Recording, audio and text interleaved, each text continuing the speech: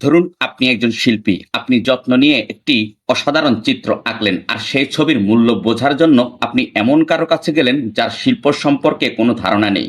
সে হয়তো বলবে এটা খুব সাধারণ, এতে বিশেষ কিছু নেই, কিন্তু তার মানে কি আপনার ছবির প্রকৃত মূল্য কমে গেল? না, কারণ সে নিজেই শিল্পের মান বোঝার ক্ষমতা রাখে না।